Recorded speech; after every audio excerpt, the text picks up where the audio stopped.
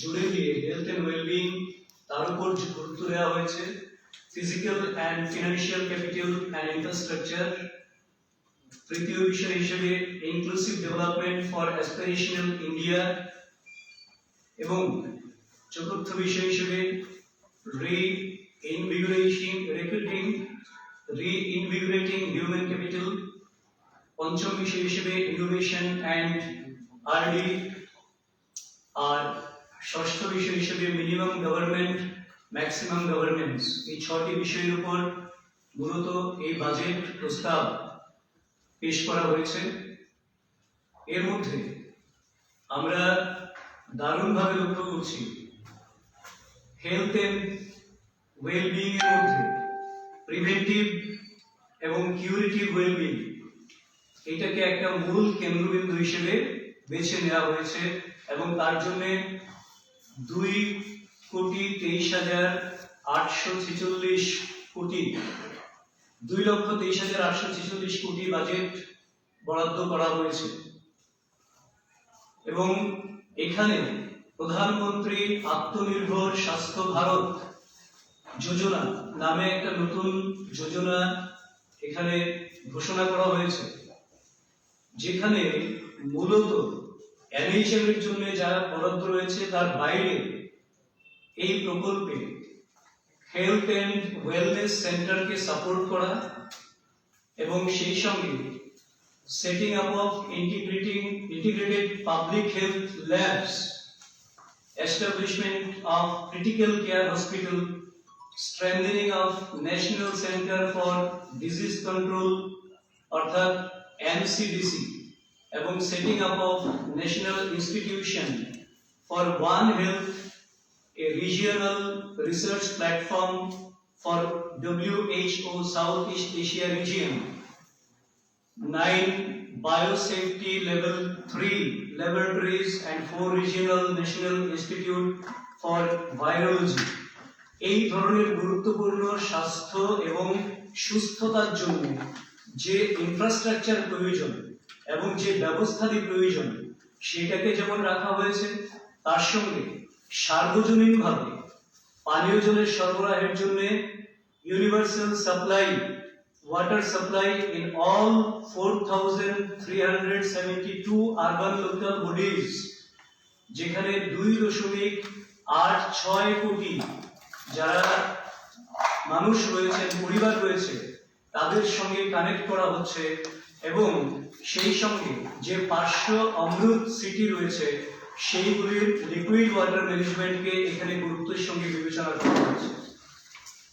আমরা জানি Covid vaccine Bharatvarsha আবিষ্কার করেছেন, এবং ভারতের বিভিন্ন রাজ্যে যারা হেলথ ওয়ার্কার থেকে শুরু করে ফ্রন্টলাইন ওয়ারিয়র যারা রয়েছেন তাদের ভ্যাকসিনেশনের কাজ চলছে, এবং এই ভ্যাকসিনেশনের জন্য ভারত সরকার এই বাজেটে 35,000 কোটি টাকার বাজেট বরাদ্দ রেখেছেন। সেই সঙ্গে গোটা দেশে 7টা টেক্সটাইল পার্ক তৈরি করা হচ্ছে, এবং যেগুলি হবে ওয়ার্ল্ড ক্লাস ইনফ্রাস্ট্রাকচার থাকবে, যেখানে এটা আগামী 3 বছরের মধ্যে এই 7টা টেক্সটাইল পার্ক 3 বছরের মধ্যে ভারত সরকার নির্মাণ করবে গোটা দেশের মধ্যে। সেই সঙ্গে যে সমস্ত ক্ষেত্রে আমরা দেখেছি যে ডিএফআই অর্থাৎ ডেভেলপমেন্ট অফ ফিনান্সিয়াল ইনস্টিটিউশন, আমরা জানি বহু পাবলিক সেক্টর ব্যাংক রয়েছে যাদের সেই আর্থিক সংগতি নেই কিংবা সেগুলি ঢুকছে, তাদেরকে পুনরুজ্জীবিত করার জন্য 20,000 কোটি টাকার বরাদ্দ সেখানে রয়েছে। রোডস অ্যান্ড হাইওয়ে ইনফ্রাস্ট্রাকচারের ক্ষেত্রে 1,18,101 কোটি টাকার বাজেট বরাদ্দ করা হয়েছে, এবং তার মধ্যে মার্চ 2022 সালের মধ্যে আরো 8,500 কিলোমিটার সড়ক নির্মাণের পরিকল্পনাকে হাতে নেওয়া হয়েছে।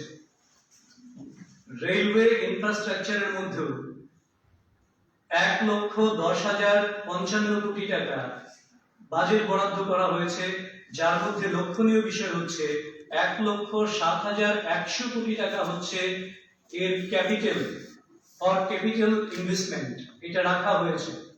এবং 2030 সালের মধ্যে এটাকে একটা ফিউচার রেডি রেলওয়ে সিস্টেমে ভারতকে অন্তর্ভুক্ত করার জন্য সুনির্দিষ্ট পরিকল্পনা নিয়ে রেলওয়ে বাজেট বরাদ্দ করা হয়েছে। এবং ইতিমধ্যে পরিকল্পনা নিয়ে আগামী ডিসেম্বর 2023-এর মধ্যে যে সমস্ত ব্রডগেজ লাইনগুলি রয়েছে, যেগুলি এখনো ইলেকট্রিফিকেশন সম্পূর্ণ হয়নি, সেখানে 100% ইলেকট্রিফিকেশন অফ ব্রডগেজ রুটস এটা কমপ্লিট করা হবে। তার জন্য বাজেট বরাদ্দ সেখানে করা হয়েছে। আপনারা জানেন ইতিমধ্যেই উজ্জ্বলা যোজনা ভারতবর্ষের বিভিন্ন অঞ্চলে গ্রামীণ এবং বিশেষ করে পিছিয়ে পড়া মায়েরা বোনেরা বিনামূল্যে তাদের এলপিজি কানেকশন পাচ্ছেন। এই যোজনাকে আরো 3 বছরের জন্য এক্সটেনশন করা হয়েছে, যার মধ্যে আরো 100 জেলাকে অন্তর্ভুক্ত করে আরো 1 কোটি বেনিফিশিয়ারি সুবিধাভোগী যাতে এই যোজনার সুফল লাভ করতে পারেন। এছাড়া জম্মু কাশ্মীরের জন্য একটা গ্যাস পাইপলাইন প্রজেক্ট বিশেষভাবে হাতে নেওয়া হয়েছে, কারণ সেটা একটা স্বতন্ত্র রাজ্য এখন মোটামুটি ভাবে বলা যেতে পারে। এবং সেই সঙ্গে বিভিন্ন ক্ষেত্রে আগে যে সমস্ত কোম্পানিগুলি ছিল তাদের ক্ষেত্রে আমাদের যে লিমিট ছিল একটা, যে তাদের ট্যাক্স সংক্রান্ত বিষয় ইত্যাদির ক্ষেত্রে, তো সেই জায়গাটাকে রিভিশন করে একটা স্মল কোম্পানিজ যাদের আয় ক্যাপিটাল নট এক্সিডিং 50 লাখ আগে যাদের ছিল তাদের ক্ষেত্রে এটাকে বাড়িয়ে এখন 2 কোটি টাকা পর্যন্ত করা হয়েছে। তাদের লিমিটেড লায়াবিলিটি পার্টনারশিপ এলএলপি যেটাকে বলা হচ্ছে এলএলপি অ্যাক্ট 2008 সেটাকে রিভাইজ করে এই স্মল কোম্পানিজ গুলির আয় যাদের threshold for paid up capital 50 লক্ষ ছিল সেটাকে 2 কোটি টাকা পর্যন্ত করা হয়েছে। এগ্রিকালচারের ক্ষেত্রে আমরা যদি দেখি, আমরা জানি আমাদের সরকার প্রথম থেকেই কৃষকের আয় দ্বিগুণ করার লক্ষ্যমাত্রা নিয়ে কাজ করছেন আদরণীয় প্রধানমন্ত্রী নরেন্দ্র মোদীজি। এর মধ্যে স্বামিত্ব স্কিম একটা রয়েছে, যেটা একটা right two property owners in village, গ্রামে মানুষের সম্পদ যেটা রয়েছে সেই সম্পদের উপর কৃষকদের অধিকার, সেটার জন্য 1.80 লক্ষ প্রপার্টি ওনার্স 1241টা ভিলেজে তাদেরকে অলরেডি কার্ড প্রোভাইড করা হয়েছে। এবং সেটাকে এখন সমস্ত স্টেট এবং ইউনিয়ন টেরিটরিতে সেটাকে বিস্তার লাভ ঘটানো হবে, যাতে করে সেই গ্রামীণ অঞ্চলের যারা রয়েছেন বসবাসকারী তারা যাতে প্রপার্টি ওনারশিপ পেতে পারেন। সেই সঙ্গে এগ্রিকালচারাল ক্রেডিট কৃষি ঋণ গত বছর থেকে বাড়িয়ে লক্ষ্যমাত্রা এবছর 16.5 লক্ষ কোটি টাকা করা হয়েছে।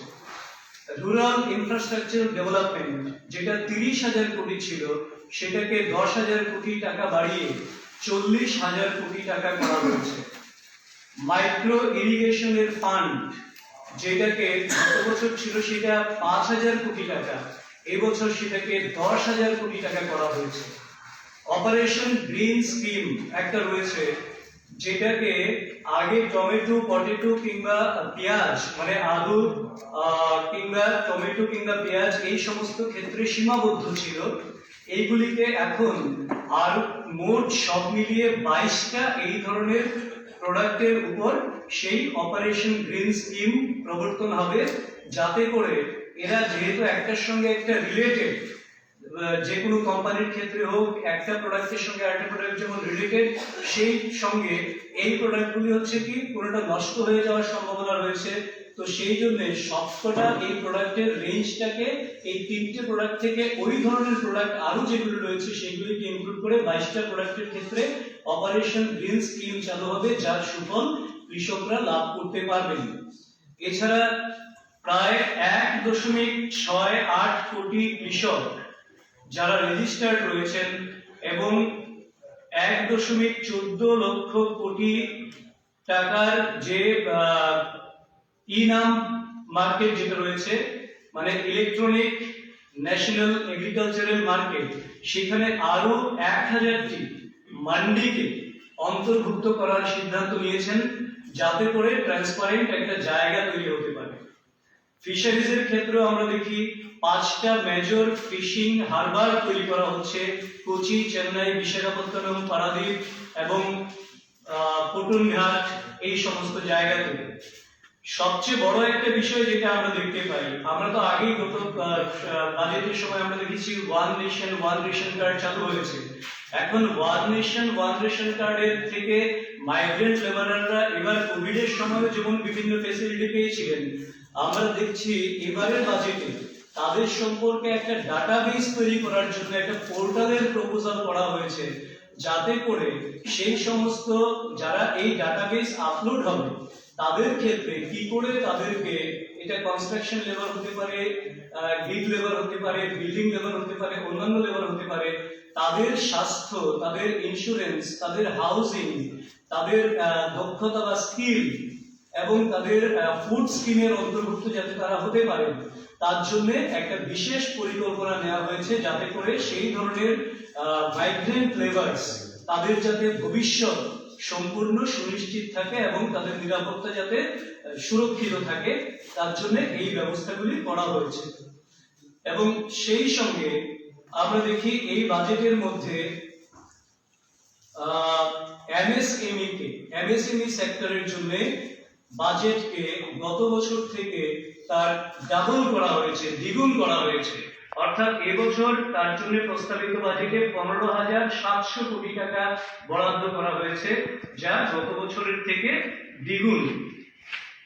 শিক্ষা ক্ষেত্রে আমরা এই বাজেটের মধ্যে যে উল্লেখযোগ্য কয়েকটা দিক রয়েছে, আরো 1500 স্কুলকে কোয়ালিটেটিভলি আরো ডেভেলপ করা হবে এবং সেগুলিকে ন্যাশনাল এডুকেশন পলিসি, যেটা ভারত সরকার গ্রহণ করেছে, সেই পলিসির ইমপ্লিমেন্টেশনের মাধ্যমেই সেগুলিকে কোয়ালিটেটিভ ডেভেলপমেন্ট করা হবে এবং সেই সঙ্গে আরো 100 নতুন সৈনিক স্কুল স্থাপন করা হবে।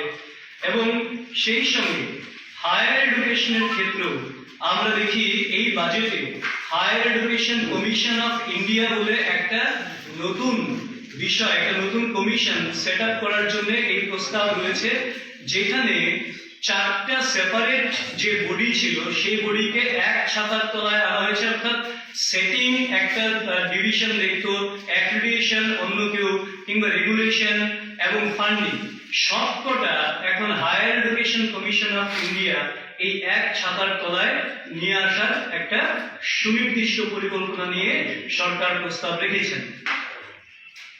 শিডিউল কাস্ট এবং শিডিউল ট্রাইবের জন্য এই নতুন বাজেটের মধ্যে আরো 750টি একলব্য মডেল রেসিডেন্সিয়াল স্কুল জনজাতি অঞ্চলে স্থাপন করার প্রস্তাব রাখা হয়েছে এবং সেই সঙ্গে যেখানে আগে 20 কোটি টাকা কোনো একটা এস্টাবলিশমেন্টের জন্য খরচ ধার্য ছিল, সেইটাকে বাড়িয়ে 38 কোটি টাকা পর্যন্ত করা হয়েছে, যাতে করে আরো মডার্নাইজ, আরো ফেসিলিটেট করা যায় এবং যেখানে হিলি এরিয়া রয়েছে সেখানে এই ধরনের এস্টাবলিশমেন্টের জন্য 48 কোটি টাকা পর্যন্ত বরাদ্দের প্রস্তাব এই বাজেটে রাখা হয়েছে। এবং সবচেয়ে বড় কথা হলো এই বাজেটটিকে যে দৃষ্টিভঙ্গি থেকে রাখা হয়েছে, যেটা নরেন্দ্র মোদীজি সরকার প্রতিষ্ঠিত হওয়ার পর থেকে যে দৃষ্টিভঙ্গি নিয়ে কাজ করছেন, যে লেস গভর্নমেন্ট মোস্ট গভর্নেন্স, এই যে দৃষ্টিভঙ্গি, এই দৃষ্টিভঙ্গি থেকেই কিন্তু এই বাজেট তৈরি করা হয়েছে, যাতে করে মানুষ সুশাসনের যে সুফল, সেই সুফল যাতে পেতে পারেন। এতে করে যেমন একদিকে 1000 কোটি টাকা বরাদ্দ করা হয়েছে টি ওয়ার্কার্স যারা রয়েছেন, চা শ্রমিক যারা রয়েছেন, তাদের কল্যাণের জন্য।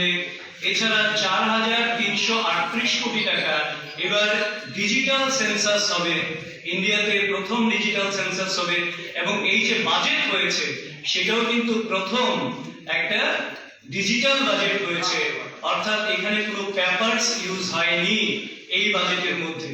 এবং সেই সঙ্গে আমরা দেখি একটা ট্রান্সপারেন্ট এফিশিয়েন্সি এবং গভর্নেন্স রিফর্মস, যেটা একটা ন্যাশনাল নার্সিং মিডওয়াইফ কমিশন বিল ইন্ট্রোডিউস করা হবে, যাতে নার্সিং এর ক্ষেত্রে যাতে একটা এফিসিয়েন্সি আসে, একটা যাতে এখানে ট্রান্সপারেন্সি আসে। এছাড়া একটা national commission for allied health care professionals, যাতে করে এটা ট্রান্সপারেন্ট এবং এফিসিয়েন্স রেগুলেশন এখানে নিশ্চয়তা দেওয়া যায়। তার জন্য 56টা অ্যালাইড হেলথ কেয়ার প্রফেশনসকে যুক্ত করা হয়েছে।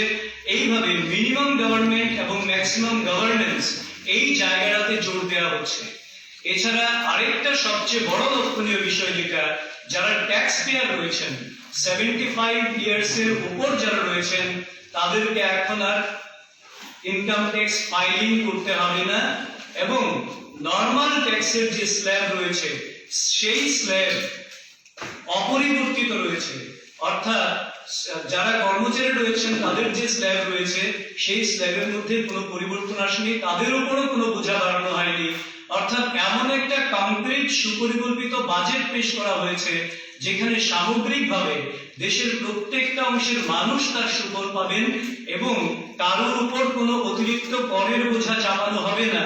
এই জায়গাটাকে সুনির্দিষ্ট করে তার মাধ্যমেই কিন্তু এই ট্যাক্সের বিষয়টাকে নিয়ন্ত্রণ করা হয়েছে। কাজে আলটিমেটলি আমরা বলতে পারি যে এই বাজেট আগামী দিনে আত্মনির্ভর ভারতের যে পরিকল্পনা, সেই পরিকল্পনাকে সামনে রেখে ভারতবর্ষকে একটা এক ভারত শ্রেষ্ঠ ভারত যে পরিকল্পনা বা সুদূর প্রসারী একটা স্বপ্নকে সামনে রেখে নরেন্দ্র মোদীজি সরকার কাজ করছেন, সেই লক্ষ্য অর্জনে সম্পূর্ণভাবে সমর্থ হবে। তার জন্য আবারও ভারতীয় জনতা পার্টি ত্রিপুরা প্রদেশের পক্ষ থেকে আমরা আদরণীয় প্রধানমন্ত্রী নরেন্দ্র মোদীজিকে এবং মাননীয় কেন্দ্রীয় অর্থমন্ত্রী শ্রীমতী নির্মলা সীতারামনজিকে অনেক অনেক ধন্যবাদ এবং শুভেচ্ছা জানাই এই একটা সুপরিকল্পিত, অভূতপূর্ব এবং জনকল্যাণকামী বাজেট পেশ করার জন্য। এবারে আমি আমাদের মাননীয় মুখপাত্র নবেন্দু ভট্টাচার্যকে কিছু বলার জন্য অনুরোধ করব।